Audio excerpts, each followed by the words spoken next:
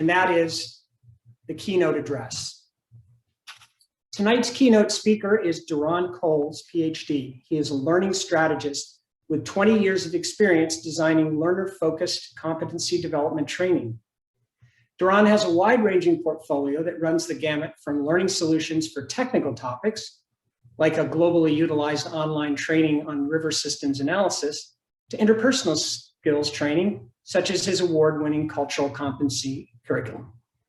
Upon completing his bachelor's degree in mechanical engineering at University of Maryland, Baltimore County, Derron moved to Oregon to complete a master's and doctorate in civil engineering with a water resources focus at Oregon State University. Derron then spent 8 years as head mathematics professor for the OSU Educational Opportunities Program, leading culturally responsive efforts to recruit and retain underrepresented science and engineering students. Derron is now owner and principal consultant for DRC Learning Solutions, where he develops, evaluates, and implements curriculum for technical and social justice-oriented educational programs in Portland. Derron is also executive director of the Blueprint Foundation, a Portland nonprofit that implements career-specific mentoring programs for Black youth. The nonprofit focuses on diversifying the green sector through workforce development that improves watershed health while training the next generation of green sector professionals. Derron, thank you very much and welcome. Thanks, Daniel. And thanks to the Johnson Creek staff and board for inviting me to speak today. If you've ever been in one of my workshops, you know that much like rivers, I naturally meander from time to time. So I've decided to sort of line my banks with willows and geotextile fabric. So I will be reading, Daniel. You don't have to quack me today to get me to stop. All right, I'll share my screen.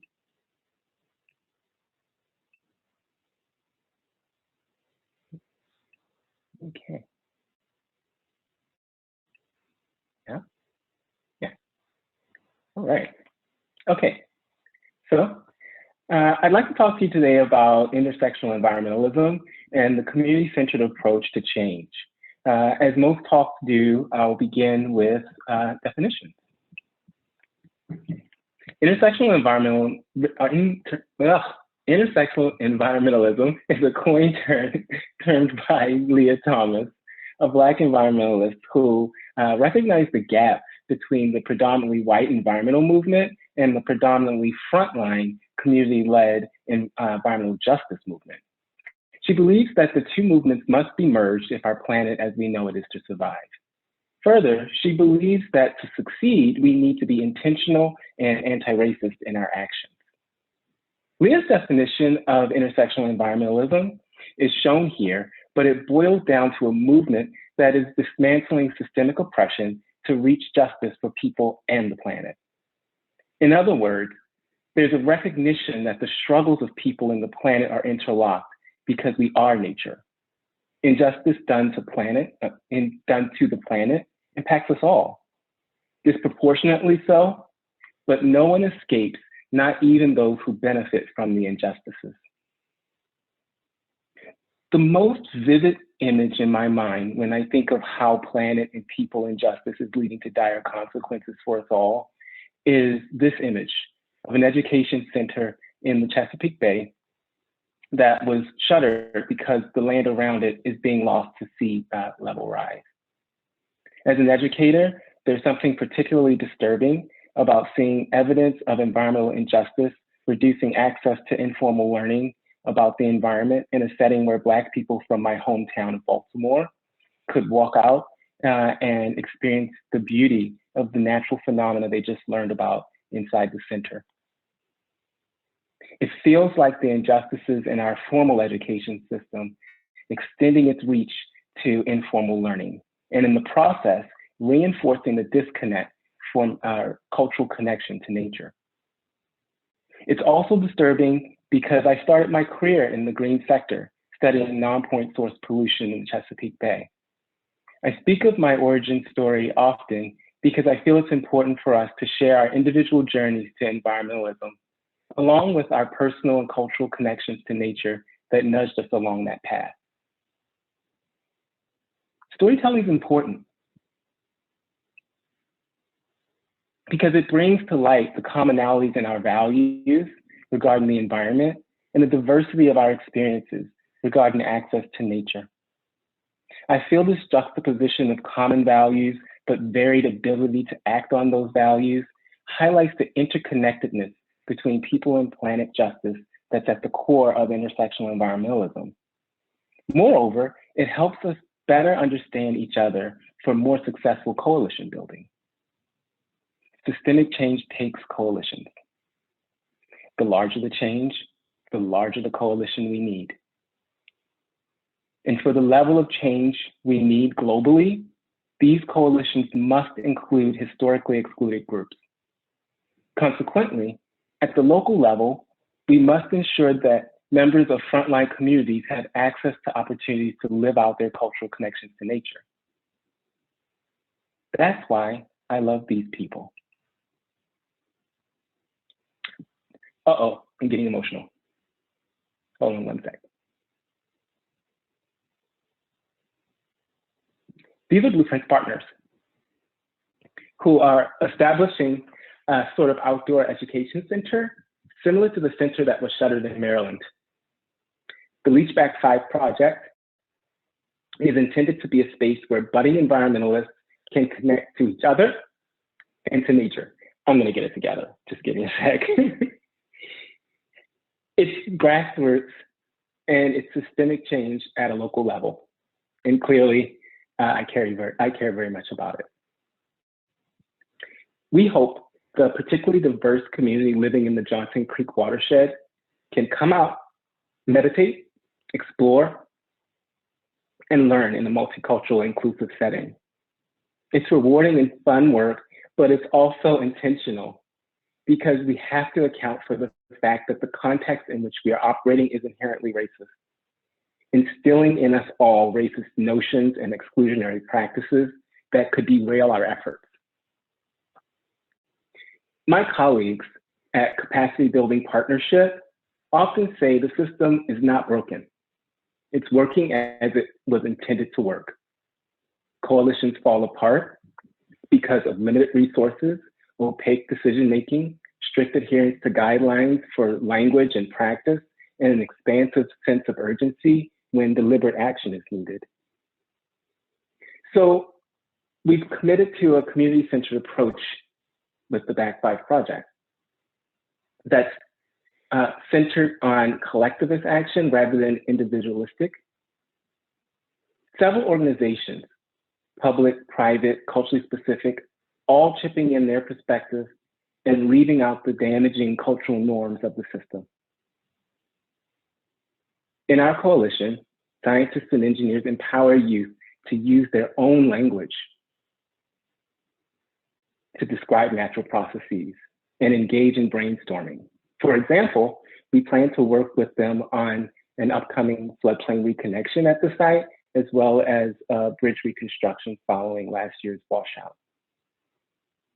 For their part, government employees help by funding the project and offering their expertise to prepare youth to contribute. I absolutely love highlighting governmental partnerships because I'm acutely aware of the history of community and government interactions that are more adversarial than collaborative. But as it was in history, does not need to be our future.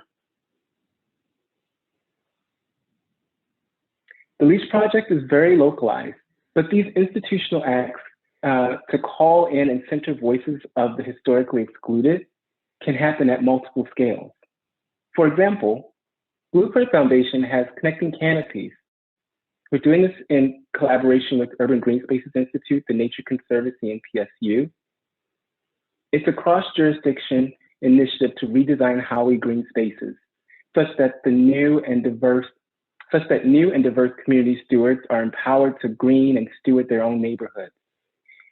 Imagine the convening of culturally specific organizations, industry partners like Friends of Trees and Portland Fruit Tree Project, educational institutions like PSU, and governmental officials across jurisdictions, think Vancouver down to Wilsonville, coming together to review canopy data and coordinate greening programs, such that the investments in greening benefit workforce development, job creation, and entrepreneurship for Black, Black, Brown, Indigenous, and immigrant community members. And of course, don't forget the added benefit of reconnecting people to their cultural connection to the planet. That's collective impact. That is calling all in and building the coalition we need to tackle those larger global issues like climate change. And we can get this done. It's possible, but it will take discomfort, mistakes, self-reflection to learn from our mistakes, and flexibility in our preferred approach to life and work.